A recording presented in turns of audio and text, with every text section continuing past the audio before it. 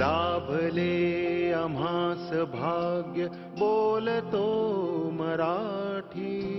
लाभले आम्हास भाग्य बोलतो मराठी. जाहलो खरेच धन्य ऐकतो मराठी. धर्म पंथ जात एक जाणतो मराठी. धर्म पंथ जात एक जाणतो मराठी.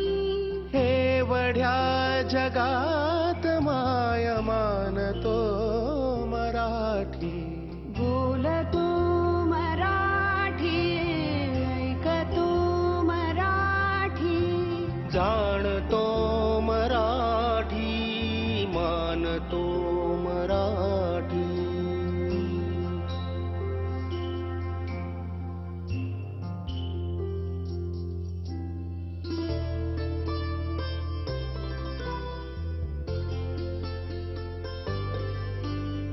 आमुच्या मना मनात दंगते मराठी.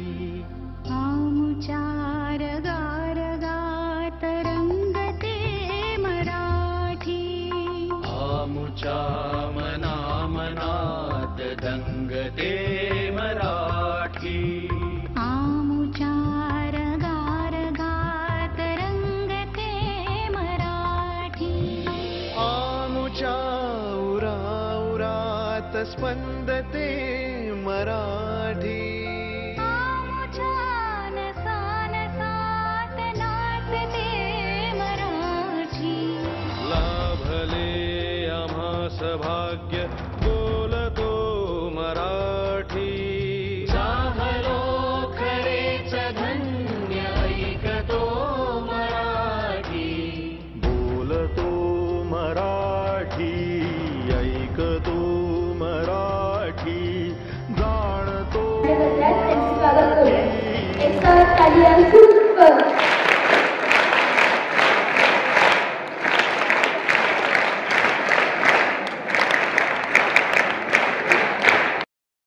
सर्वांना मराठी गौरव दिनाच्या खूप खूप शुभेच्छा.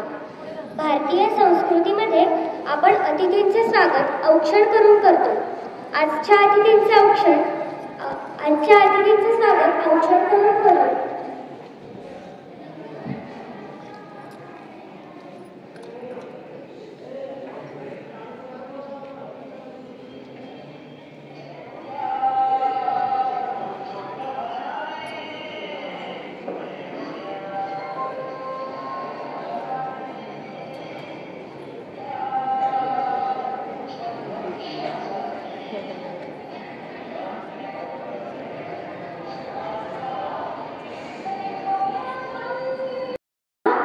आज आहे दिनविशेष आगळा भरला मान्यवरांचा मेळा.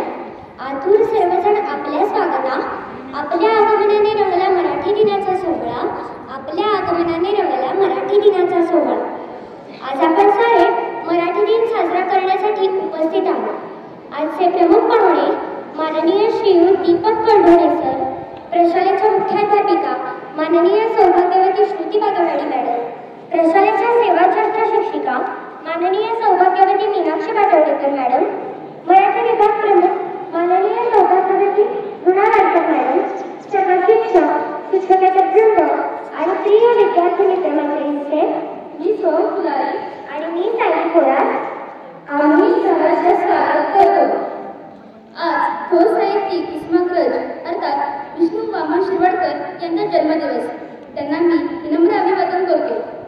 यंदा मराठीला अभिजात भाषेचा दर्जा मिळाला आहे म्हणून अभिमानाने छाती फुगून येत आहे. संस्कृती आहे आपली प्रकाशाची, शीतलता आहे त्यात चंद्राची. संस्कृती आहे आपली प्रकाशाची, शीतलता आहे त्यात चंद्राची. दीप प्रज्वलाने सुरुवात करू या कार्यक्रमाची. हीच प्रथा आहे भारतीय संस्कृतीची, हीच प्रथा आहे भारतीय संस्कृतीची. मी मान्यवरांना विनंती करतो की त्यांनी दीप प्रज्वलन व कुसुमाग्रजांच्या प्रतिमेचे पूजन करावे.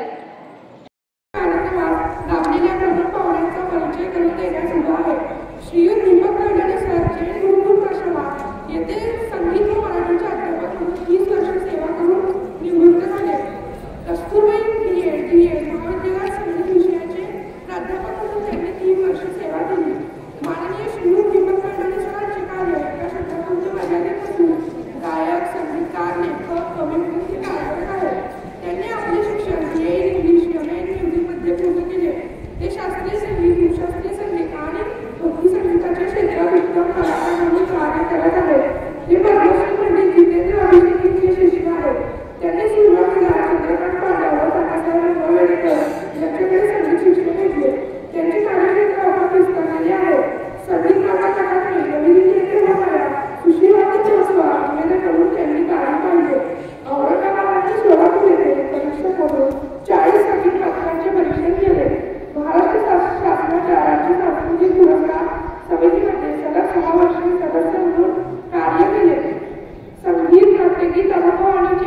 4 मैफिली, दूरदर्शन संध्याकाळी व आकाशवाणीवरून संगीत सादरीकरण.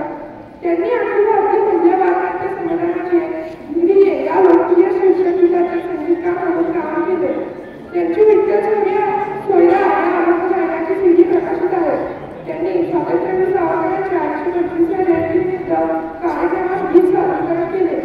एवढेच काय तर त्यांनी कोरोना काळात सीएमए महाराष्ट्र मंडळ, वॉशिंग्टन कविता वाङ्मय आणि कार्यक्रमाद्वारे अमेरिकेतील मराठी लोकांसाठी गीत सादरीकरण केले. त्यांचे दैनिक लोक दैनिक सकाळमधून अनेक गीत प्रसिद्ध आहेत. सरांचे कार्य महाराष्ट्रापुरते मर्यादित नसून महाराष्ट्रात प्रसिद्धी आहे. अशा चतुरस्र क्षेत्रात कामगिरी करणाऱ्या विद्यार्थी प्रिय नागरिकांना माझा सलाम. धन्यवाद.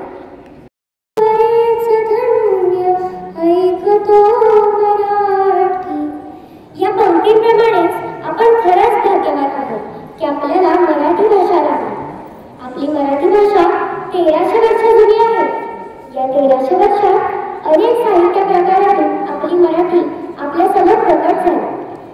आता आपल्यापुढे मराठीचा महिना काव्य रूपातून सादर करण्यासाठी येत आहेत इयत्ता 8वी सी मधील विद्यार्थी. गीताचे बोल आहे माया मराठी.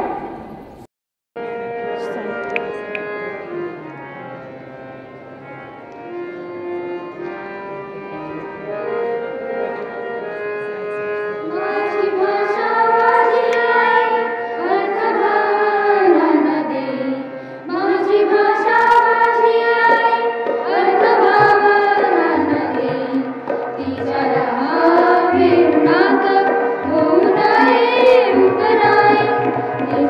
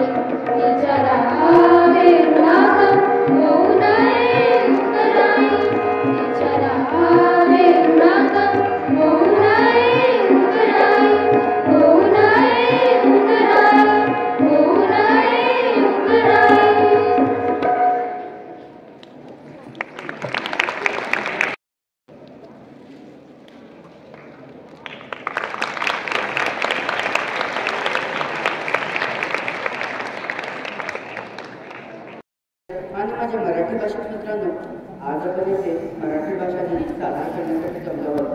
मराठी ही भाषा ही आपली ओळख आहे, आपला अभिमान आहे. या भाषेतून आपल्या भावना, विचार आणि संस्कृती व्यक्त होतात. मराठी भाषा जगातील सर्वात प्राचीन आणि समृद्ध भाषापैकी एक आहे. यंदा 3 ऑक्टोबर 2024 रोजी मराठी भाषेला अभिजात भाषेचा दर्जा मिळाला. अभिजात भाषेचा दर्जा मिळण्यासाठी काही नियम आहेत. ते म्हणजे भाषेचा नोंदवलेला इतिहास हा अति व प्राचीन स्वरूपाचा, म्हणजे 1500 ते 2000 वर्ष जुना हवा. प्राचीन साहित्यावर जे त्या भाषिकांना मूल्यवान वाटतं. मराठी भाषा या सर्व बाबींवर खरी उतरते. मराठी साहित्याचा इतिहास इसवी पूर्व 4 ते 5 शतकांपेक्षा जास्त जुना आहे. मराठी भाषेत 1000 वर्ष जुने ग्रंथ आहेत. संत ज्ञानेश्वर, संत तुकाराम, छत्रपती शिवाजी महाराज, धर्मवीर संभाजी महाराज यांच्यापासून वि. शिरवाडकर, पु. ल. देशपांडे यांनी मराठी भाषा समृद्ध केली. कुसुमाग्रज यांच्या जयंतीनिमित्त मराठी दिन साजरा केला जातो. हे एक महान कवी, लेखक व नाटककार होते. त्यांनी मराठी भाषेला खूप मोठे योगदान दिले. वि. शिरवाडकर यांना कुसुमाग्रज या नावाने ओळखले जाते. ते एक बहुआयामी व्यक्तिमत्व होते. त्यांनी कविता, नाटके, कथा आणि लेख लिहिले. यांच्या लेखनातून समाजाला एक नवीन दृष्टिकोन मिळाला. त्यांनी नेहमी मराठी भाषेचा आणि संस्कृतीचा अभिमान बाळगला. म्हणून आजही आपल्याला पु ल आपलेच वाटतात. अशाच पु ल देशपांडेंच्या अपूर्वाला या पुस्तकातील विनोदी क्षण सादर करण्यासाठी येत आहे चिरंजीव रामदेव गावडे. पु ल देशपांडे हे अवघ्या महाराष्ट्राचे खूप लाडके व्यक्तिमत्व. त्यांचं ते पुस्तक अपूर्व आहे. या पुस्तकातील एक विनोदी व मजेशीर असा भाग सांगणार आहे, तो म्हणजे त्यांची लंडनला जाण्याची तयारी. अरे लंडनला जायच्या कळल्यापासून माझी रात्रीची झोपच झाली. अहो लंडनमध्ये खूप अतिशय बोलायला गेलं तर एक होळीचं पूर्ण पाठ पाडून त्याचं कधी विमान उडलेला नाही. चक्क विमानापासून लंडनला जाणार होतो. त्यात म्हणजे अनेक जणांचे सल्ले व प्रतिसल्ले आहेत. तुम्ही असं करा, तुम्ही तसं करा, हे ऐकून मला कळतात. त्यात आणखी गोष्ट खूप जणांनी सल्ला दिला की तुम्ही सूट व बूट शिवून घ्या. मग मी काय विचारलं की ठीक आहे, आपण सूट आणि बूट घेऊया. बूट घेण्यासाठी मी बाजाराकडे गेलो. तिथे एक माणूस बुटाला पॉलिश करत होता.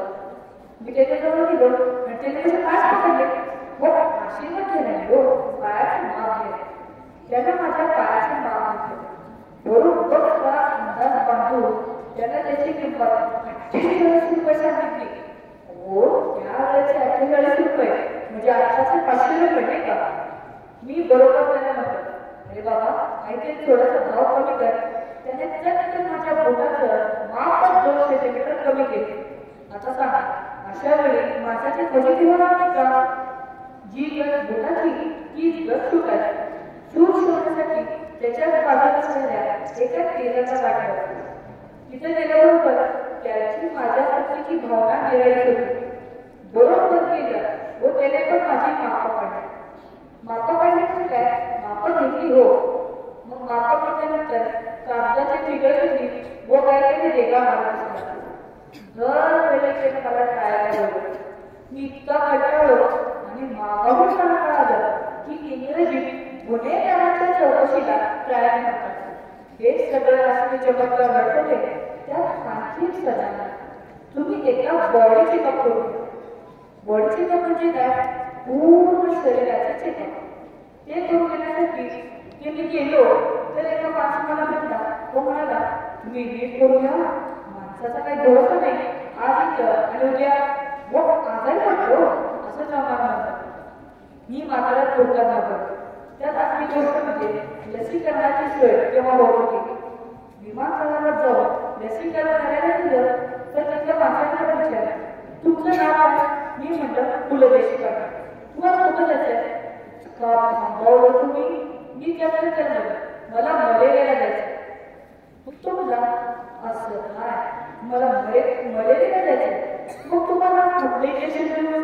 ते मला मी त्याला म्हणलो की तुम्ही मला लंडनचं इंजेक्शन द्या. आता सांगा गल्लत उठला का माणसाची? असं करून सगळे सल्ले ऐकून घेऊन शेवटी त्याच्यावर काम केलं आणि एकदाचा लंडनला जाऊन सुखरूप परत आला. मित्र, मी चिरंजीव सुबोध सुहास कुलकर्णी.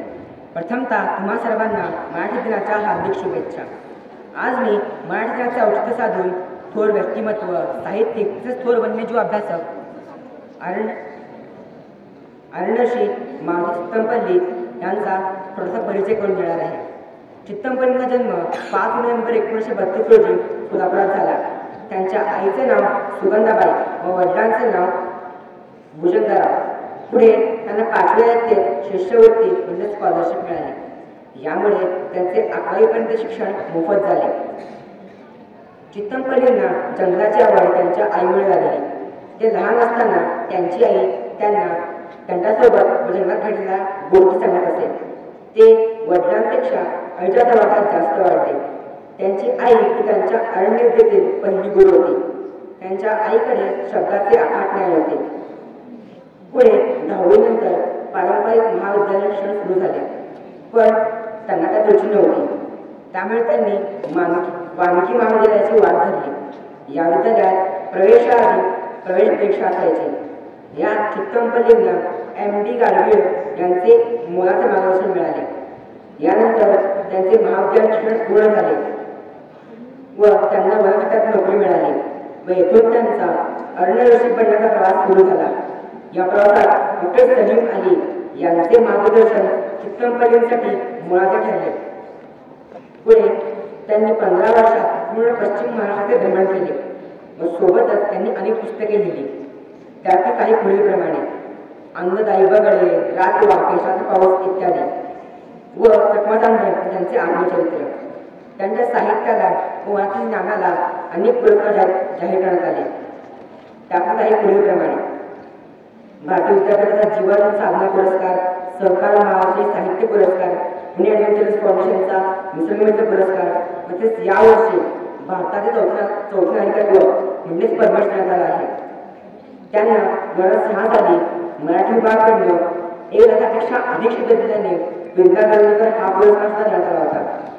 सोबतच त्याच वर्षी अखिल भारतीय मराठी साहित्य संमेलनाचे अध्यक्षपद देण्यात आले होते. त्यांनी एकूण 36 वर्ष वनाधिकारी व पावसा सोडून जंगलात काढली. आता ते 92 वर्षाचे आहेत व ते आत्ता आपल्या जगभरात एक उपक्रम राबवत आहेत, तो म्हणजे ग्रंथालयाचा. या ग्रंथालयात सर्व नोबेल विजेत्यांचे पुस्तक आपल्याला वाचण्यास मिळणार आहे.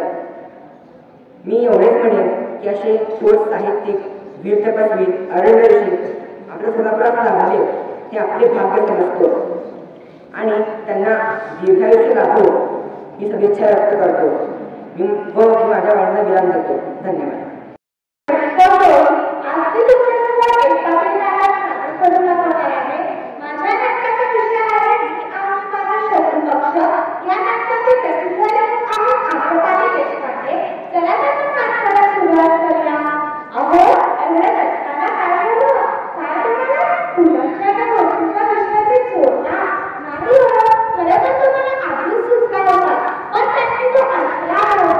आणि त्याच्यावर 50 वर्ष बनवली आणि माझ्यासारखीच ती 50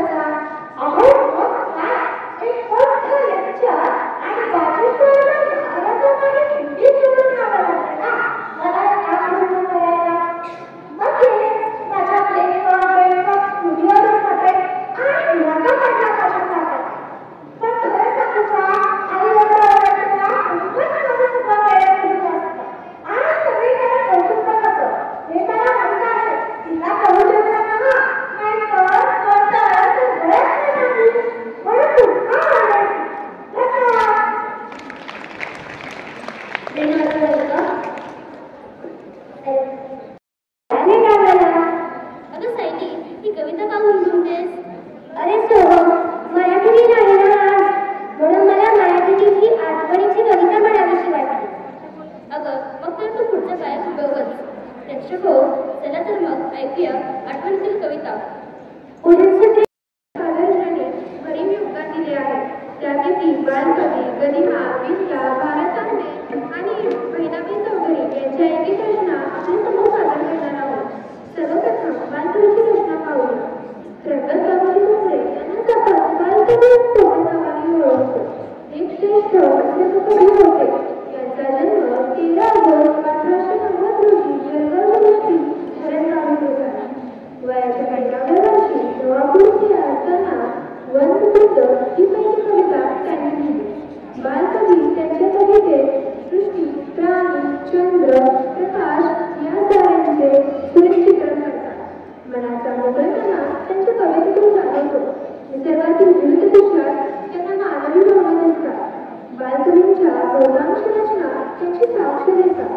अवघ्या आठवणीत आपल्याकडे एक मनोहर निसर्गचित्र उभी करणारी आणि आपल्याला एका वेगळ्या विश्वात निळा साबणा झरा पाहतो बेटा बेटाकडे. चार घरांचे गाव चिमुकले बैल टेकडीकडे. चार घरांचे गाव चिमुकले बैल टेकडीकडे. शेतमळाची दाट लागली हिरवी गर्दी पुढे. शेतमळाची दाट लागली हिरवी गर्दी पुढे. पाय पाट पांढरी तयातून आडवी तिडवी पडे. पाय पाट पांढरी तयातून आडवी तिडवी पडे. हिरव्या पूर्णामधून चालली काळ्या डोहाकडे. हिरव्या पूर्णामधून चालली काळ्या डोहाकडे. झाकाळून जळकोड काळमा पसरी लाटांवर. झाकाळून जळकोड काळमा पसरी लाटांवर. पाय टाकून जळात बसला असला औदुंबर. पाय टाकून जळात बसला असला औदुंबर. धन्यवाद. मराठी भाषेचा विचार केला तर पूर्वीच्या काळात ही भाषा केवळ महाराष्ट्रात नव्हे तर त्याच्या सीमा ओलांडून अनेक राज्यात वापरली किंवा अभ्यासली जायची. उदाहरण द्यायचे झालं तर वाल्ह्याच्या संस्थानाचे राजकवी असणारे भास्कर रामचंद्र तांबे म्हणजेच भारत तांबे यांचं देता येईल. आत्ताच्या मध्य प्रदेशामध्ये राहत असताना त्यांचा मराठी भाषेचा अभ्यास उत्कृष्ट होता. त्यांना गीतकाव्य म्हणजे कवितांना चालेलच गीत निर्माण करणाऱ्या परंपरेचे जनक मानले जायचे. त्यांनी अशा अनेक कविता लिहिल्या. त्यामधून निर्माण झालेली गीतं आजही आपल्या रसिकांच्या मनाचा हळवा कोपऱ्या व्यापून आहे. आज आपण भारत तांबे यांच्या एका कवितेला नवीन रूपात ऐकणार आहोत. निसर्गातल्या विविध गोष्टींविषयी बोलत असताना दिनचक्र नियमितपणे चालू राहण्यासाठी महत्त्वाचा घटक म्हणजे सूर्य.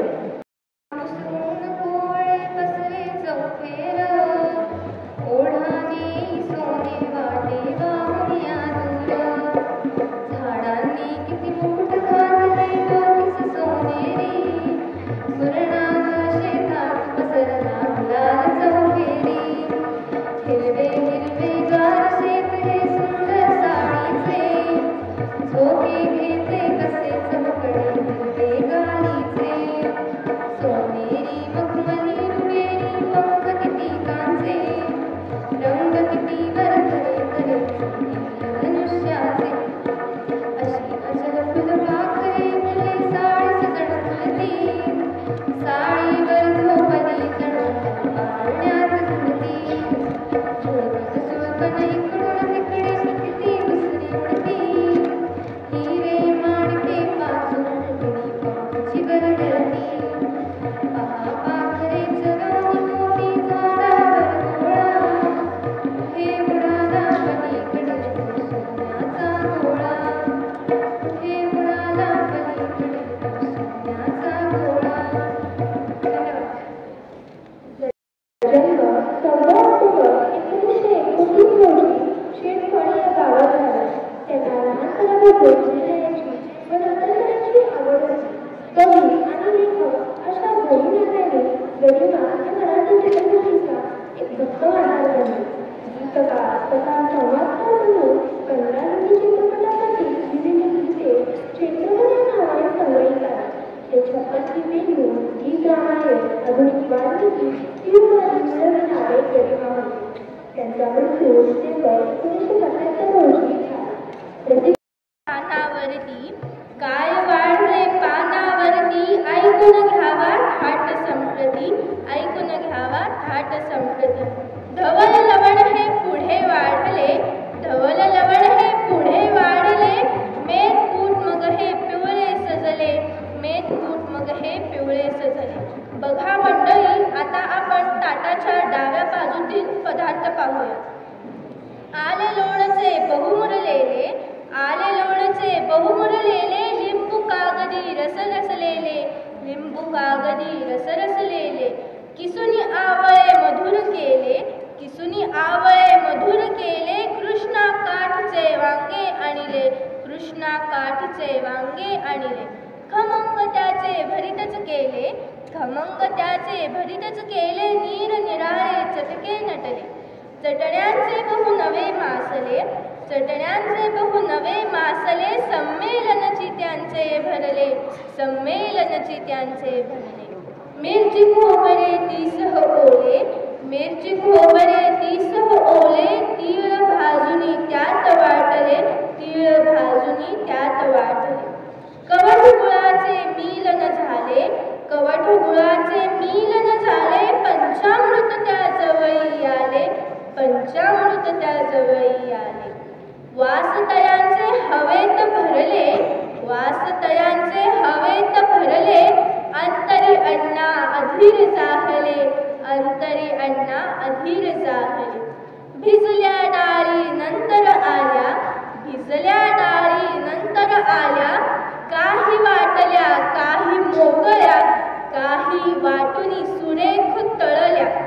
कोशिंबिरीच्या ओळी जमल्या कोशिंबिरीच्या ओळी जमल्या शुभ्र काकड्या होत्या किसल्या शुभ्र काकड्या होत्या किसल्या. मुळा कोवळा मिरच्या ओल्या मुळा कोवळा मिरच्या ओल्या. आहा, तोंडाला पाणी येते आहे की नाही. केळी कापून चकत्या केल्या केळी कापून चकत्या केल्या चिरून पेरूच्या फोडी सजल्या चिरून पेरूच्या फोडी सजल्या. एक रूप त्या दह्यात झाल्या एक रूप त्या दह्यात झाल्या. मंडळी, आता आपण ताटाची उजवी बाजू कशी सजते पहा बरं का. भाज्या आल्या आळू घुसाळी भाज्या आल्या आळू घुसाळी रान कारली वांगी काळी रान कारली वांगी काळी. सुरण तोंडली आणि पडवली सुरण तोंडली आणि पडवली. चुका चाकवत मेथी कवळी चुका चाकवत मेथी कवळी. चंदन बटवा भेंडी कोवळी चंदन बटवा भेंडी कोवळी. फणस कोवळा हिरवी केळी फणस कोवळा हिरवी केळी. काजूगरांची गोडी निराळी काजूगरांची गोडी निराळी. दुधी भोपळा आणि रताळी दुधी भोपळा आणि रताळी. किती प्रकारे वेगवेगळी किती प्रकारे वेगवेगळी. फेण्या पापड्या आणि सांडगे फेण्या पापड्या आणि सांडगे. कुणी आणूनी वाढी वेगे कुणी आणूनी वाढी वेगे. धवल्या नखुल्या धवल मालक्या धवल्या नखुल्या धवल मालक्या. खिरी तयांच्या शोभत होत्या खिरी तयांच्या शोभत होत्या. काय मंडळी, हळूहळू डोळ्यासमोर एक एक पदार्थ येत आहेत ना. शेवयाच्या खिरी वाढल्या शेवयाच्या खिरी वाढल्या. आमट्यांनी मग वाट्या भरल्या आमट्यांनी मग वाट्या भरल्या. सार गोडसे रातांब्याचे सार गोडसे रातांब्याचे. भरले प्याले मधुर कढीचे भरले प्याले मधुर कढीचे. कणीदार बहु तूप सुगंधी कणीदार बहु तूप सुगंधी. हात वाढण्या थोडा अवधी हात वाढण्या थोडा अवधी. मग कशी वाटली ही शब्दांची मेजवानी. धन्यवाद. ओव्या व कविता रचून त्या गात असतात. मोठा हसत तो एक खोप्यामध्ये खोपा मन वळाले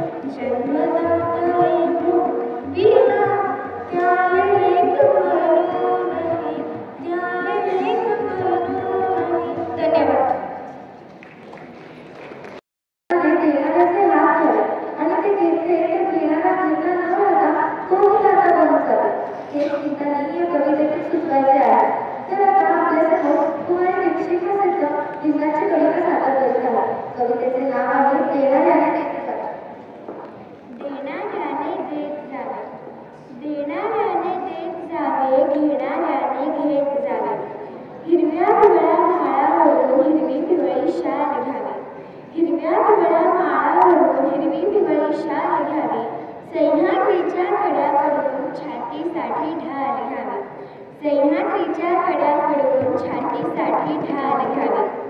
वेड्या विषाढगाकडून वेडे पिसे आहार घ्यावे.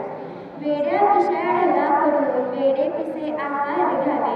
रक्तामधल्या प्रश्नांसाठी पृथ्वीकडून होकार घ्यावे. रक्तामधल्या प्रश्नांसाठी पृथ्वीकडून होकार घ्यावे. उसळलेल्या दर्याकडून पिसाळलेली आयाळ घ्यावी. उसळलेल्या दर्याकडून पिसाळलेली आयाळ घ्यावी. भरलेल्याशा भीमेकडून तुकोबाची माळ घ्यावी. भरलेल्याशा भीमेकडून तुकोबाची माळ घ्यावी. देणाऱ्याने देत जावे, घेणाऱ्याने घेत जावे. देणाऱ्याने देत जावे, घेणाऱ्याने घेत जावे. घेता घेता एक दिवस, घेता घेता एक दिवस देणाऱ्याचे हात घ्यावे. देणाऱ्याचे हात घ्यावे. देणाऱ्याचे हात घ्यावे. धन्यवाद. बघावं की खावं हा एकच सवाल आहे. डाएटिंग, तू पी किंवा खा, एकच सवाल आहे. डाएटिंग.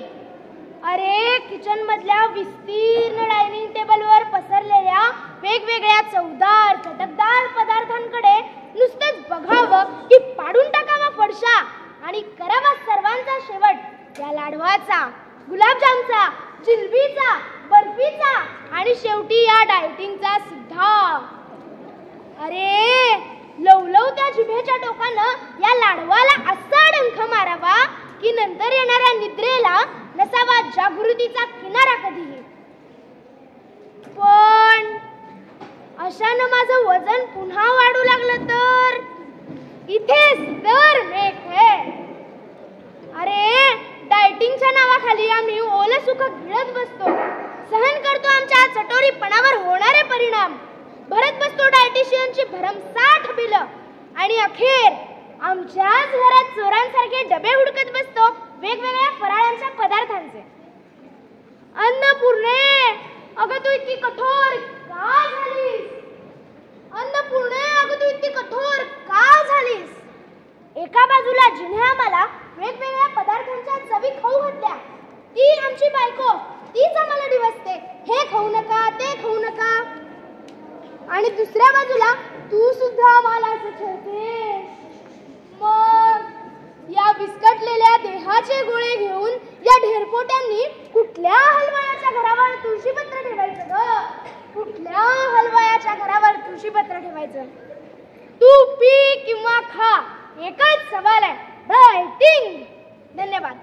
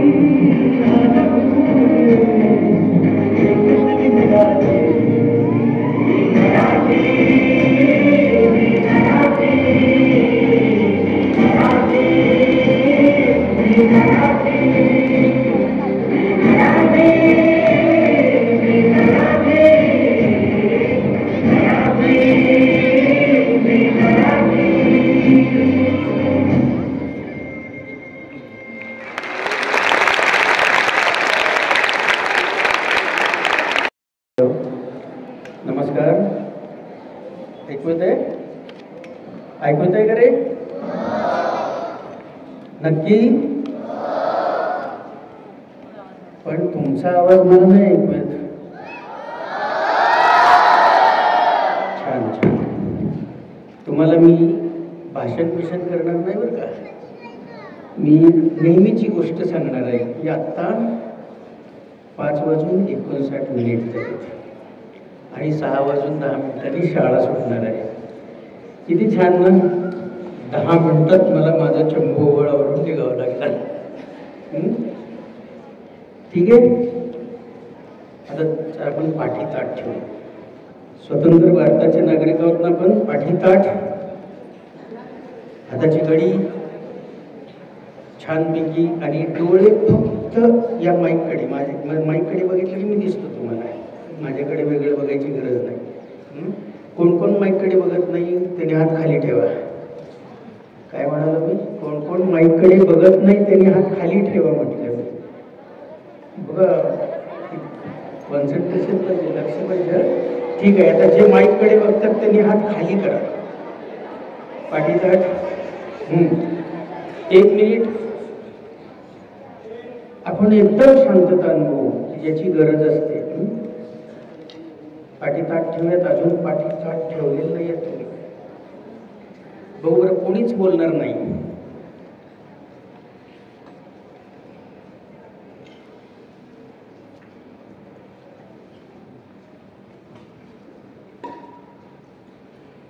मागाशी मी कोणीच बोलणार नाही म्हटलं ना, त्याच्या पुढे एक शब्द होता माझ्याशिवाय. मित्र, आपल्या हातात फक्त 10 मिनिट आहेत. 10 मिनिटामध्ये मी थोडंसं बोलतो तुमच्याशी. बोलतो म्हणजे कसे गप्पा मारतो. थोडंसं कमी करून घेऊ. आदरणीय मुख्याध्यापिका श्रुतीताई बागेवाडी,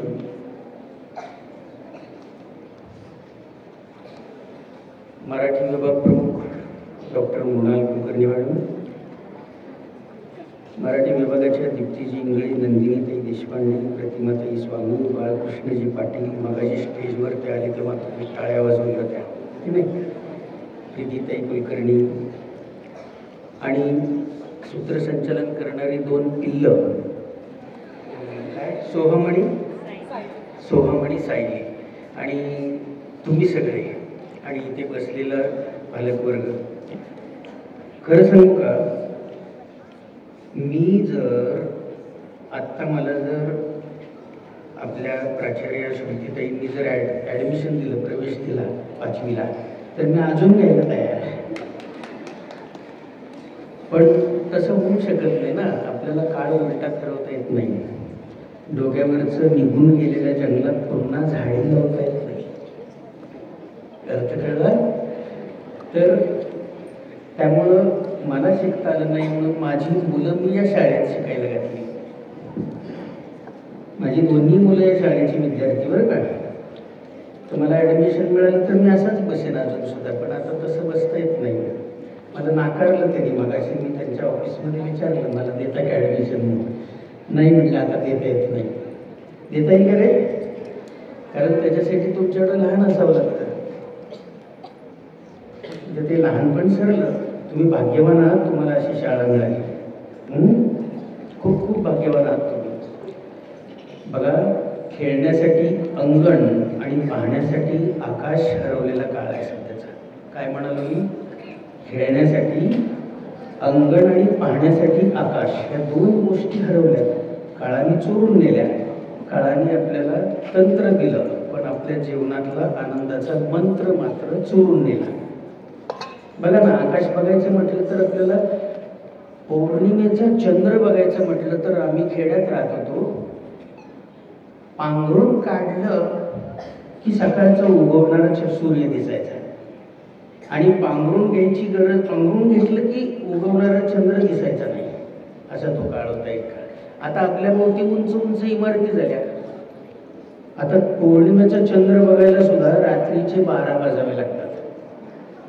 अशा काळात अशी शाळा मिळणं, ज्या शाळेला मोठं मैदान आहे, खूप खूप झाडी आहे, पुन्हा आतमध्ये पण खेळायला तुम्हाला अंगण आहे, अशी बसायला जागा आहे. तुम्ही खूप भाग्यवान आहात मुलांनो. आणि इथले सगळे शिक्षक, मी नावं एका विभागाची घेतलीत, मराठी विभागाची. खरं तर इथं विज्ञान विभाग आहे, क्रीडा विभाग आहे, संगीत विभाग आहे. या सगळ्यांच्या चरणी या इथले सगळे गुरुजन मला गुरुस्थानी आहेत. मी शिकत असतो अप्रत्यक्षपणे. त्या सर्व गुरुजनांच्या चरणी मी नमस्कार करतो, विनम्र वंदन करतो माझं. आणि मला इथे बोलवल्याबद्दल पहिल्यांदाच आभार मानतो. आज कविवर्य, नाटककार, लेखक, कुसुमाग्रज विष्णू वामन शिरवाडकर उर्फ कुसुमाग्रज यांची जयंती. त्यानिमित्ताने आपण हे सगळं एक छोटेखानी असं स्नेहसंमेलन आयोजित केलं. परवाच 10 जानेवारीला खूप मोठं स्नेहसंमेलन झालं की नाही आपल्याकडे. ते मला पाहता आलं नव्हतं म्हणून कदाचित परमेश्वराने मला आज इथे बोलवलं की त्याची एक छोटीशी झलक मला इथे पाहायला मिळाली. अत्यंत कष्टाने हे कार्यक्रम बसवलेले होते.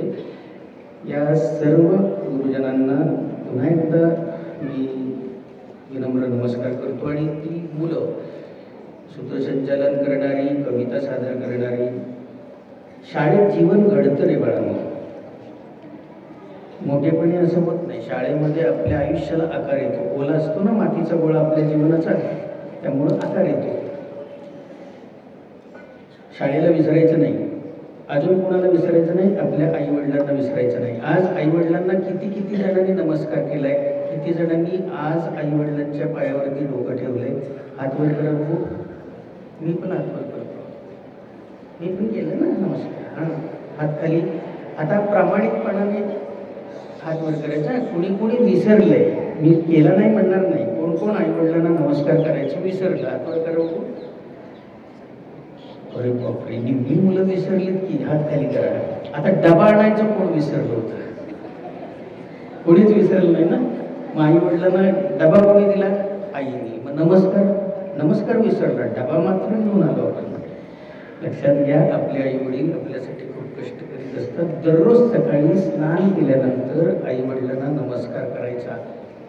आपल्या आईवरती, माईवरती प्रेम करायचं. कारण त्याच माईच्या पोटामध्ये, आईच्या पोटामध्ये आपण मराठी शिकतो आणि म्हणून मराठीला पण आपण काय म्हणतो? माय मराठी. काय म्हणतो? माय मराठी. तुम्ही बघा ना, तुम्ही स्वप्न पाहता का रे? स्वप्न पडतात की नाही आपल्याला? इंग्लिश म्हणणं पडतात का रे? नाही. तुम्ही कोणतीही भाषा बोला, स्वप्न मराठीतच पडणार. कारण आपली मराठी मातृभाषा आहे. लक्षात आलं? फार लवचिक आहे मराठी. मराठी इतकीच मराठी लवचिक. मराठी लवचिक. उकार, वेलांटी, काना, अनुस्वार, मात्रा जरा बदलता हे शब्द अवयव, अर्थाची घडते विचित्र यात्रा. मराठी फार मजेशीर आहे. बघा, एका मुलानं वाक्य लिहिलं होतं, झाडाला आंबा टांगला होता. काय वाक्य होतं जर माझ्या मागे म्हणतात? झाडाला आंबा टांगला होता. म्हणा माझ्या मागे अजून एकदा, झाडाला आंबा टांगला होता. अनुस्वारच द्यायचा तू विसरला होता. आंबा या शब्दावर काय होईल रे? झाडाला किती बदललं बरं? म्हणजे एक अनुस्वार किती बदलू शकतो अर्थ? पहा बरं, ताट बसा. थोडंसं राहिलं आता. किती मिनिटं? 3च मिनिट राहिले. ताट बसा. म्हणजे मराठीवर प्रेम पाहिजे आपलं, अतिशय प्रेम पाहिजे मराठीवर. मी शिक्षक होतो, शिकवले मी वर्गामध्ये. म्हणून तर मला माहिती अनुस्वार नीट द्यायचा असतो म्हणून. नाही तर मला कशाला माहिती झालं असतं? मला माझ्या शिक्षकांनी शिकवलं, मी माझ्या विद्यार्थ्यांना शिकवलं. आता मी तुम्हाला शिकवतो, सांगतो. बघा, तर जगामध्ये 8व्या क्रमांकावर आपली मराठी बोलली जाते. जगामध्ये जेवढ्या भाषा बोलल्या जातात त्यातली मराठीचा नंबर किती आहे? जगामध्ये म्हणतो मी, भारतात नाही. जी एवढी प्रतिष्ठित आणि एवढी लवचिक अशी माधुर्य ठसठशीतपणे भरलेली आपली भाषा. आपण मोबाईलमध्ये अडकून गेलो रे. पुस्तकं वाचली पाहिजे. तुमच्या शाळेतली मुलं, या शाळेतली मुलं खूप पुस्तकं वाचतात मला माहिती. पण आणखीन शाळेच्या बाहेर पडल्यानंतर ही पुस्तकं वाचण्याचं हे शाळेने दिलेलं वेळ कायम ठेवा. आता अनुस्वार गंमत आहे बघा. मी परीक्षेच्या वेळेला पेपरमध्ये प्रश्न थोडा मास्टर करूया.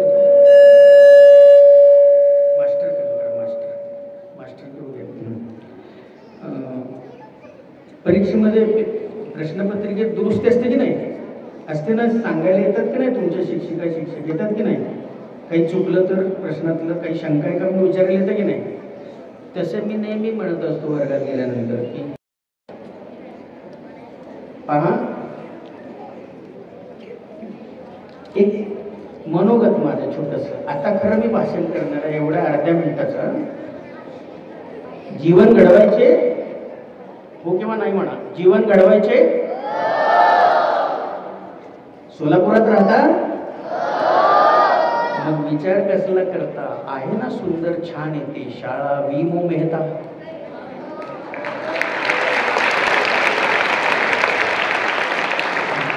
भव्य क्रीडांगण सुंदर भरपूर झाडी. भव्य क्रीडांगण सुंदर भरपूर झाडी. संस्काराची, अनज्ञानाची, आनंदाची ही तरवाडी. कडक परिमायाळू गुरुजन आणि श्रुतीताई बागेवाडी. जायचे ना प्रगती पथा, मग विचार कशाला करता? शाळा आहे ना वी मो मेहता. पुढे अजून 2 कडवे ना. अनेक उपक्रम घडती येथे विविध गुणांना चालना येथे. अनेक उपक्रम घडती येथे विविध गुणांना चालना येथे. मन रमते गमते ज्ञान वृद्धीते. ऐशा शाळे पुढे नमवावे माथे. जपायची ना राष्ट्र गौरव गाथा. उदाहरण सुंदर समजता शाळा विमो मेंढा.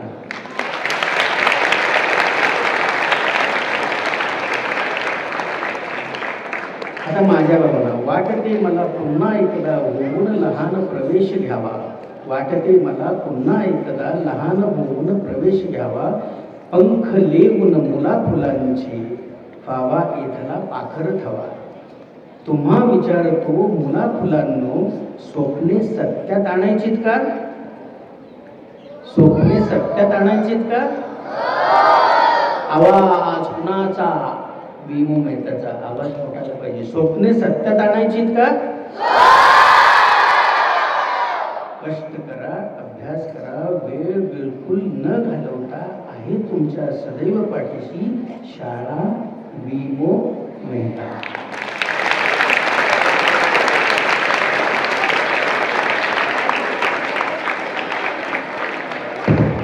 आकाशवाणीच्या विमो मेहता केंद्रावरून आम्ही बोलत आहोत. सायंकाळची 6:15 झालेली. शाळा 5 मिनिटं सुटली. त्याला कारण दीपक कळवणे. तुमची क्षमा मागतो आणि थांबतो.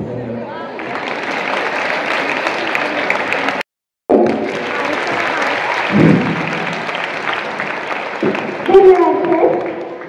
मी या कार्यक्रमाचे आभार प्रदर्शन करण्यासाठी कुमारी श्रावणी गायकीला आमंत्रित करते.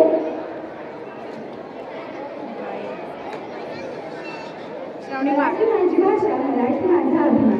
मराठी माझी भाषा, मराठी माझा अभिमान. आज 4 दिवसात गुंजले तिच्या यशाचे गाण, ते तिच्या यशाचे गाण. नमस्कार, मी श्रावणी. आज आपण सर्वांना मराठी दिनाच्या निमित्ताने लाभलेले प्रमुख अतिथी माननीय श्री दीपक कळवणे सर यांनी आपला बहुमूल्य वेळ आपल्याला दिला. तसेच आम्हा विद्यार्थ्यांना मोलाचे मार्गदर्शन केले. मराठी शब्द कसे बोलावे हे आपण आम्हाला सांगितले. त्यामुळे मी त्यांचे मनापासून आभार मानते. त्याचसोबत शाळा समिती अध्यक्ष माननीय श्री राजेश पटवर्धन सर यांचे आम्हाला सतत प्रोत्साहन लाभते, म्हणून मी त्यांचे आभार मानते. आपल्या शाळेच्या मुख्याध्यापिका माननीय सौभाग्यवती श्रुती बागेवाडी मॅडम यांनी आम्हाला कार्यक्रम उपलब्ध करून दिला, त्याकरिता मी त्यांचे देखील आभार मानते. शाळेच्या सेवानिष्ठ शिक्षिका सौभाग्यवती मीनाक्षी भाटवडेकर मॅडम, आम्हाला मार्गदर्शन करणारे सर्व शिक्षक, कार्यक्रमाची पूर्वतयारी करणारे शिक्षक व शिक्षकेतरवृंद, तबल्यावर साथ घेणारे श्री गजानन पुजारी, पेटीवर साथ घेणाऱ्या शाळेच्या संगीत शिक्षिका सौभाग्यवती रमा कुलकर्णी मॅडम, या सर्वांचे मी मनापासून आभार मानते. तसेच ज्यांच्यामुळे कार्यक्रम व्यवस्थितरित्या पार पडला असे सर्व विद्यार्थी व तुम्ही सर्वांनी हा कार्यक्रम शांतपणे पाहिला, त्याकरिता मी तुम्हा सर्वांचे मनापासून आभार मानते. त्याचबरोबर राष्ट्रपिता तयारीने आज